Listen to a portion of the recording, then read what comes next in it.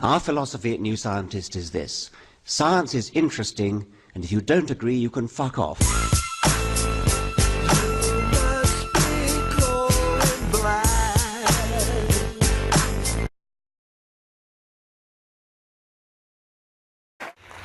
I have experienced plenty of things which could be called transcendental. I've experienced the feeling of almost mystical wonder that I get when I look up at the stars, look up at the Milky Way, contemplate the galaxies receding from us, listen to a Schubert quintet, read a sonnet of Shakespeare. These are all things which only a human mind is capable of doing. So may I ask you? Okay, sorry. Only a human mind is capable of doing that. And a human mind is capable of doing those things because the human mind has been put together in the brain as a highly complicated organization that has evolved over some 4 billion years of evolution, putting together nervous systems. It is a stunning achievement of evolution to have put together the human brain that is capable of being moved by such things. I yield to no one in my capacity to be moved by what you call the transcendental. What I do not do, however, is to indulge in mystical nonsense about it being there before there were brains, or the equivalent of brains.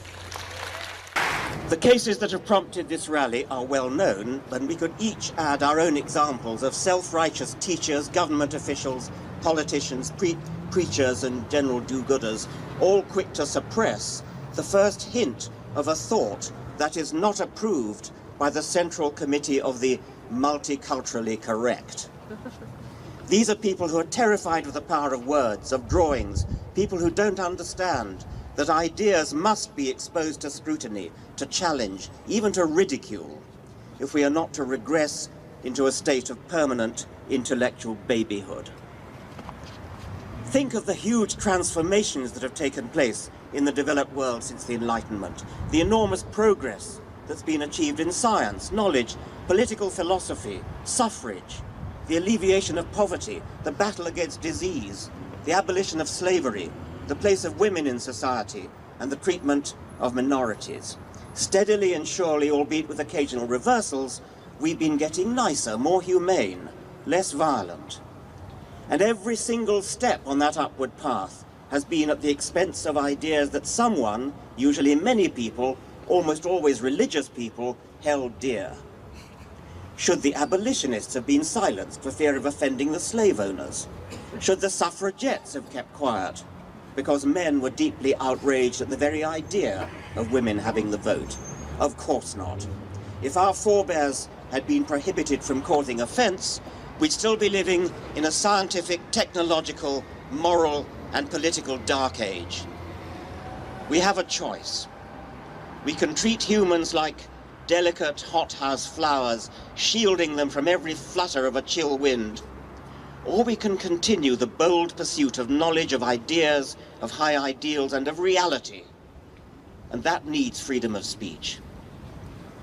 As rationalists, as humanitarians, as campaigners for social justice, we will never resort to violence or threats of violence, and we will never attempt to justify them. But that makes the protection of free expression even more important. For unlike some of our opponents who gleefully resort to violence, actively seek out opportunities to threaten violence, for us, free expression is the only weapon we will ever use. Cherish it. Using only words as weapons, fight for it. The scientists that I respect are scientists who work hard to be understood, to use language clearly, to use words correctly, and to understand what is going on. We have been subjected to a kind of word salad of scientific jargon used out of context with inappropriately, apparently uncomprehendingly. There is a deep confusion going on here between the properties of things within the universe and the properties of the universe itself. It is one thing to say that the universe contains objects that have sentience and the various other properties that you mentioned. Of course it contains objects that have sentience. We are among those objects. So are dogs. So are chimpanzees. The universe contains sentience. The universe is not sentient. This is the one thing, Deepak, you seem not to understand. You're constantly confusing explanations at the level of what goes on inside the universe with the universe itself. It's not enough to say the universe contains sentience, contains purpose, etc., and say, therefore, the universe is sentient, the universe is purposeful. Evolution, you say, has a purpose, diversity, because what we see is diversity. Of course what we see is diversity. That's the consequence of evolution. But you mistake when you think that evolution is driven towards it. Time is over. How Un much applauso. time do I have to respond? How much time? The question is not whether individual people who happen to be religious or who happen not to be religious are good or bad. The question is whether religion itself is. I think there are aspects of religion which are bad in themselves. I think that the idea of blind faith, believing something without evidence, and sheltering behind the right to hold faith, such that you can justify doing bad things because your religion, your faith tells you it's the right thing to do. Many good and righteous people who believe themselves to be good and righteous have done terrible things precisely because they believe that they're doing it for their God. So faith, blind faith, can have that bad effect. For myself as a scientist, I'm accustomed to saying that the thing that I really object to about religion is that it teaches us to be satisfied with not understanding, teaches us to be satisfied with pseudo-explanations which are really not explanations at all, things that sound good.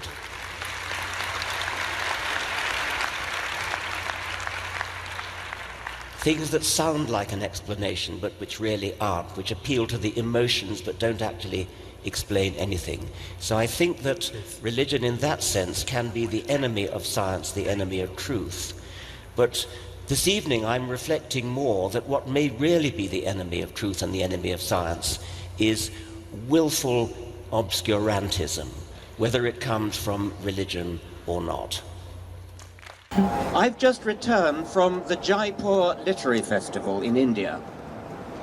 Sir Salman Rushdie, arguably the most distinguished living novelist to come out of India, was due to speak on a neutral subject having nothing to do with the satanic verses.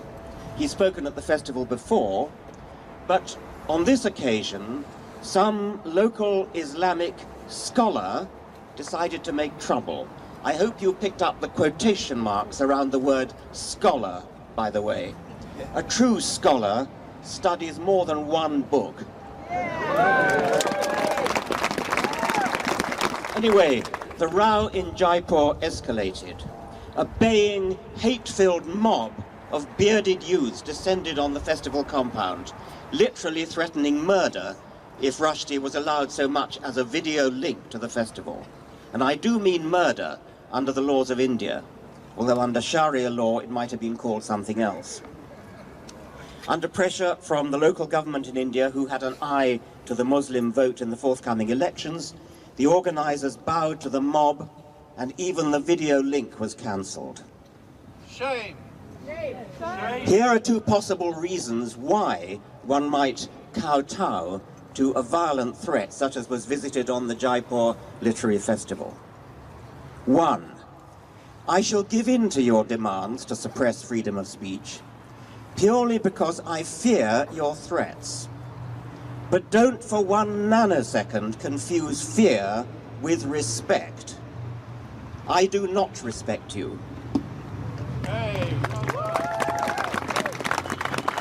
Now, it seems to me that there's nothing reprehensible in such a response. I wouldn't call it cowardly, I would simply call it prudent.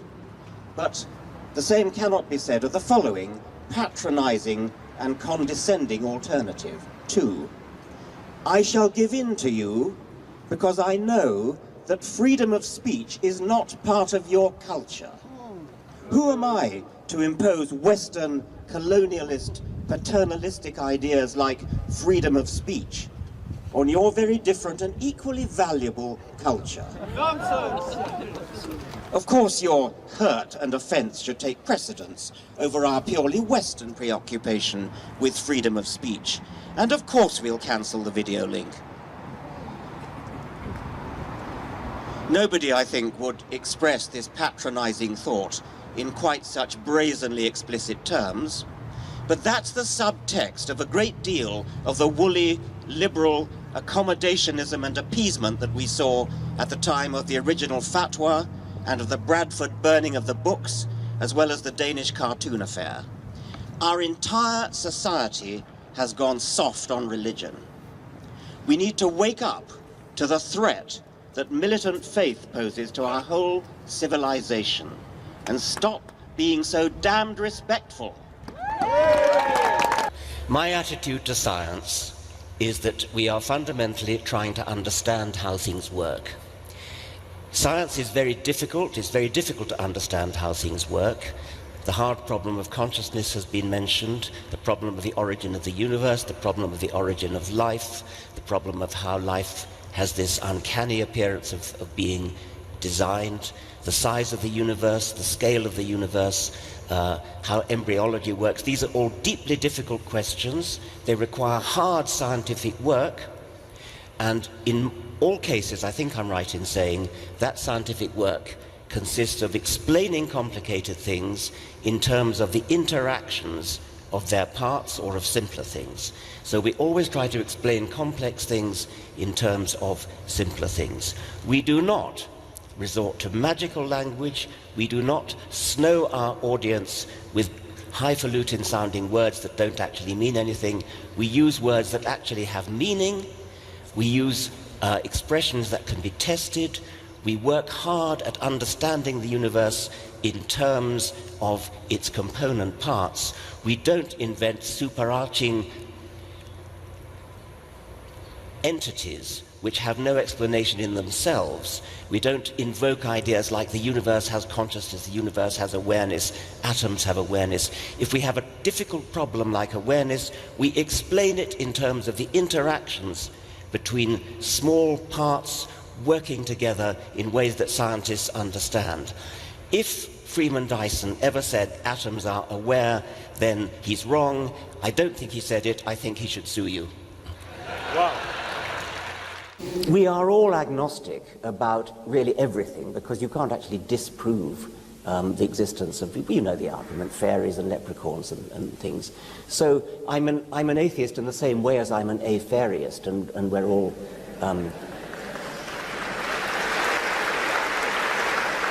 The onus on somebody who wants to... The onus is on somebody who wants to believe positively in the existence of something for which there is no evidence.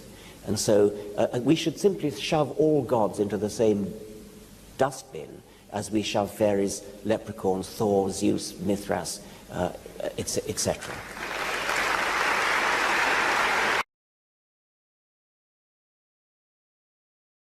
I do not believe that religion is the root of all evil.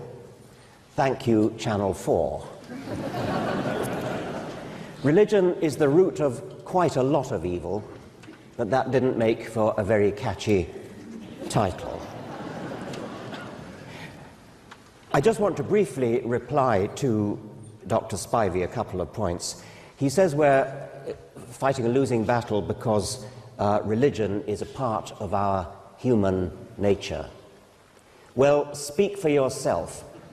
It's not a part of mine, and it's not a part of the great majority of my friends in universities in England and the United States and elsewhere. He also said, if we had no religion, how would we do without King's College Chapel, the Sistine Chapel, etc.? Well, you know, artists have to make a living, and in the time when the Sistine Chapel was built and its ceiling was painted, you know who had the money. Artists such as Michelangelo had to go where the patronage was. We shall never know the ceiling that Michelangelo might have painted if he had been commissioned to paint the Museum of Science, for example. We shall never know what Haydn's Evolution oratorio might have sounded like, or Beethoven's Mesozoic Symphony. When we're in school, we learn how to critically argue. So, for example, if we're told, read this book and give your opinion, we have to support that with evidence. Now, most people, be them atheists or theists, will take that skill with them later into life. But how is it that, in your opinion, when it comes to their personal beliefs with regard to religion, they're able to put this down and just accept it on face value? It is remarkable. I guess you speak with feeling from your home country. Okay, yeah. It is remarkable, isn't it, that the sort of people who, in their everyday life, when they're planning a holiday, planning a journey, planning to go grocery shopping, or how to mend their car, use perfectly good logical reasoning, skeptical reasoning. You know, what might have gone wrong with the car? You eliminate things. You use a sort of scientific method, and you use logic and reason and sense. And then, when it comes to religion, it all goes right out of the window. And these very same individuals, who show no deficiency in any other field of life, their entire mental... I mean, Christopher Hitchens says religion poisons everything. It does, and it certainly poisons the ability to use your brain. A quote from Kurt Wise, who is an American geologist. He studied geology at Harvard, no less, under Stephen Jay Gould, no less, and he was set for a good career as an academic geologist, which all his life he had desperately wanted. The problem was, it came from within. It was his religious upbringing, his firewall of faith. And he couldn't reconcile the two, his scientific education with his religion, and he literally got a pair of scissors and went right through the Bible and cut out every verse that would have to go if he accepted his scientific education. And in the end, he decided there was nothing left of his Bible. He therefore tossed out science and said, and from then on, he said, with that in great sorrow, I tossed into the fire all my dreams and hopes in science. And he goes on, I am a young age creationist because that is my understanding of the scripture. As I shared with my professors years ago when I was in college, if all the evidence in the universe turns against creationism, I would be the first to admit it, but I would still be a creationist because that is what the Word of God seems to indicate. Here I must stand. If religion can do that to a highly educated Harvard geologist, just think what it can do to an average school child or student. Thank you.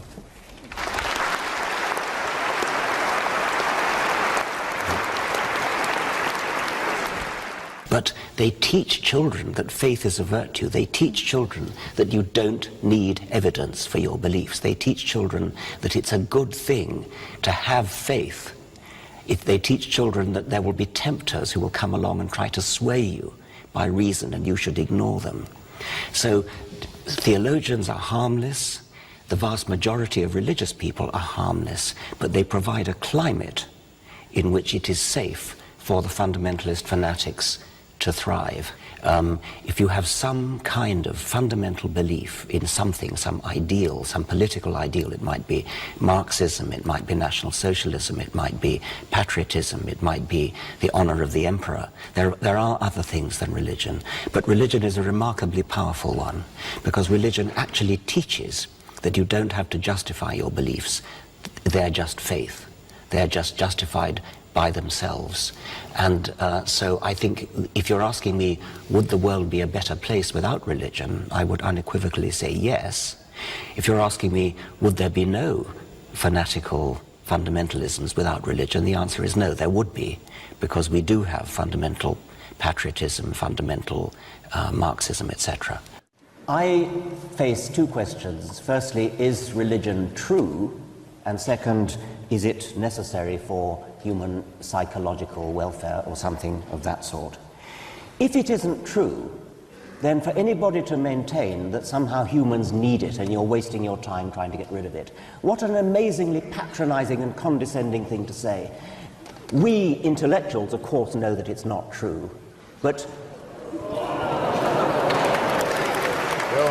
all those poor people out there, they need religion. I mean, what a condescending thing to say about all those people. Either it's true or it's not. And I have enough respect for people to say that if it's not true, people will reconcile themselves to that and will not find any need for it. Now, I was asked a specific question, is it in the genes? Is there some Darwinian reason for religiosity? Maybe there is, but that doesn't bear in the slightest degree on whether it's true. I care about whether it's true.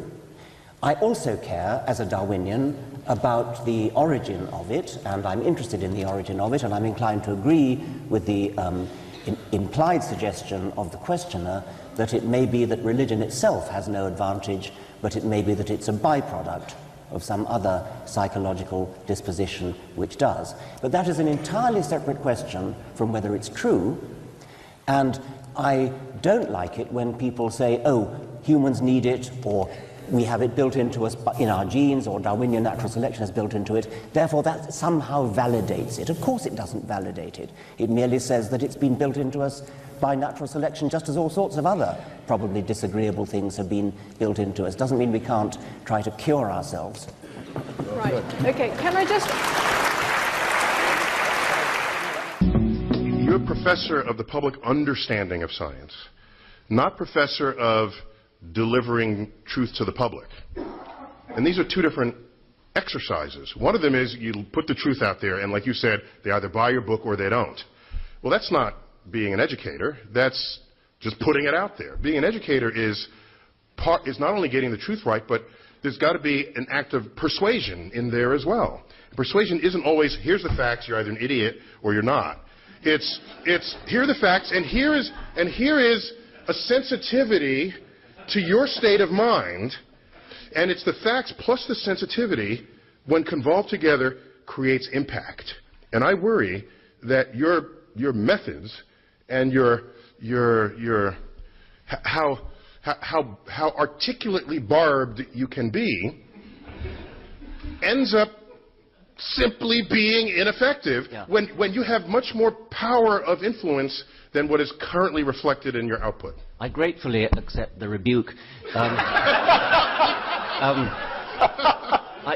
Just one anecdote to show that I'm not the worst in this thing.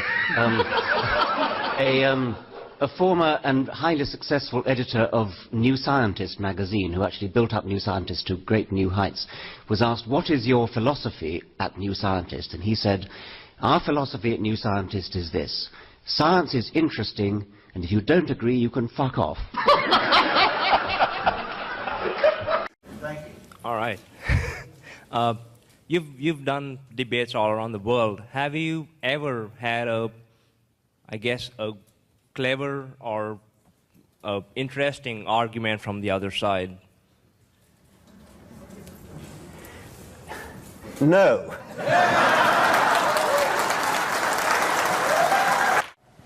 I would just add to that the science of any one century is going to be superseded by the science of future centuries, such that if somebody from, say, the Middle Ages were to be brought back by a time machine to now, they would find mobile phones and computers and jet airplanes. They would be indistinguishable from magic. They would appear to be supernatural. So I am a materialist. I don't believe there is anything supernatural. But don't think of that as a denigration of the natural, because if you were to come back in 500 years' time, you wouldn't have seen nothing yet. The physics, the engineering, the biology of 500 years' time will be so far advanced over today's that we might well fall on our knees and worship it as supernatural, but it wouldn't be. It would be the evolved natural. Do you think there could be one sentence that could convince, let's say, a creationist to seriously doubt their theory? ideally, if you could convince a believer in God to really doubt their belief, but that's too hard. Not sure about a sentence. I think perhaps the single most convincing fact, the observation that you could point to, would be the pattern of resemblances that you see when you compare the genes using modern DNA techniques, actually looking at the letter-to-letter correspondences between genes. Compare the genes of any pair of animals you like, pair of animals, pair of plants, and then plot out the resemblances, and they fall in a perfect hierarchy, a perfect family tree. And the only alternative to it being a family tree is that the intelligent designer deliberately set out to deceive us in the most underhand and devious manner. Moreover, the same thing works with every gene you do separately, and even pseudogenes that don't do anything but are vestigial relics of genes that once did something. I find it extremely hard to imagine how any creationist who actually bothered to listen to that could possibly doubt the fact of evolution. But they don't listen. I mean, your question is a perfectly good question, but it's not really relevant, because what they do is simply stick their fingers in their ear and say la la la. They know what's true because it's in the holy book. And that even, I mean, the most extreme case is the geologist Kurt Wise, who has a PhD in geology from Harvard, and said, if all the evidence in the universe pointed towards an old Earth, I would be the first to admit it, but I would still be a young Earth creationist, because that is what Holy Scripture teaches me. You cannot argue with a mind like that. A mind like that, it seems to me, is, well, a disgrace to the human species. The measure of the factuality of evolution is the same as in any other science. Some of the things that scientists have found are found with great confidence. Scientists are always open to the possibility of being proved wrong at some point in the future, but there are some things that seem at any one stage in history far better demonstrated than others. The fact of evolution is about as well demonstrated as anything we know. It is absolutely certain by the normal standards, the same kind of standards as we are certain that the Earth rotates and the Sun doesn't go around the Earth. That formally we have to say, well, that's a hypothesis that might one day be disproved, but we all know that it won't be. And evolution has now come into that category. I don't mean that Darwin's theory of natural selection, at least as the only driving force of evolution, that probably should be treated as slightly more uncertain. But the fact of evolution itself, by which I mean the fact that all living creatures that have ever been looked at on this planet are cousins sharing a common ancestor, that is as secure a fact as any in science. From a genetic standpoint, how do you feel about the God gene, that because 90-some% of the people in the world are religious or do believe in religion? How do you explain that from a human or genetic point of view? I think I'd probably hesitate to talk about a God gene. There does seem to be a universal tendency for all cultures, for all peoples, to invent gods. And they may differ in detail, but I think I'm right to say anthropologists will tell you that all peoples have gods of some sort or another. It doesn't mean all individuals do, because individuals in any one society may escape from that. But it is a kind of universal feature of humanity, perhaps not quite as universal as sexual desire, but it's sort of like that. So I think there is a genetic tendency to behave in some sort of a way which you might call religious. I prefer to say that it's a psychological predisposition which often manifests itself in the form of religion, but doesn't necessarily have to. And there could be a whole collection of psychological predispositions which together, collectively, lead to religious belief. Things like obedience to authority. And you could easily imagine a genetic basis for obedience to authority which might actually have a Darwinian survival value. It might actually benefit, perhaps especially children, to believe what their parents tell them, what authoritative elders of the tribe tell them. Because if they don't, they might do something dangerous, you know, walk into a fire or over a cliff or something. So a genetic tendency to have a psychological predisposition to believe authority, there might be other ones as well. That's the kind of thing that could manifest itself as religious belief under the right conditions. After all, a child who's been told to do something sensible, like don't pick up snakes, the rule of thumb that's actually genetically coded for wouldn't be don't pick up snakes. It would be believe your parents. And the rule of thumb that says believe your parents would have no way of distinguishing good advice like don't pick up snakes from silly advice or time-wasting advice like, you know, kneel down and pray to the great God of the mountains 5 times a day or something. Well, do you think that religious belief has anything to do with survival? I think that the psychological predispositions that have led to religion, like obedience to authority, do have something to do with survival, yes. Whether religion itself has something to do with survival, I don't know. It might have, but that, of course, wouldn't make it true. It would just be an interesting fact. Although I can't recall ever having kissed a photograph, I have wept when reading poetry, when listening to music. I think that those on this side have come to rather resent the suggestion that religion has a monopoly on emotion, on poetry.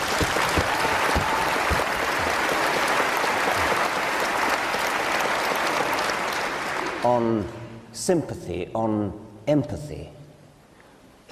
Everybody in this room, I dare say, has felt deep grief at the sight or the thought of a suffering individual somewhere in the world, maybe even of another species. That does seem to be something in humanity, to feel empathy with suffering. And as a Darwinian, I can offer explanations for that. I won't do it now because there isn't time. But it is a travesty that has somehow become widely accepted that if you throw out religion, you throw out the Good Samaritan, you throw out weeping at a sonnet of Shakespeare or at a Schubert quartet. It has nothing whatever to do with religion in the sense of the supernatural. Of course, you can redefine religion as covering all these emotional, artistic aspects. And in that case, of course, there's no contest. But I suggest that that's confusing and that we need to define religion as belief in something supernatural. You get your beliefs not from evidence, but from faith, from revelation, from tradition, from scripture, from authority. Now, all those are very bad reasons to believe anything. Evidence is the only reason to believe something. And that's the second point that I want to make in closing. But the first one, the main one I want to make is that we are all in this together. We are all capable of the same kinds of emotions. We're all capable of wanting to free the slaves and all the things, all the good things that have been talked about, whether we're religious or not. You cannot give religion the credit for any of those things. They are a part of humanity. The good things are part of humanity, just as the bad things are part of humanity, whether you are religious or not.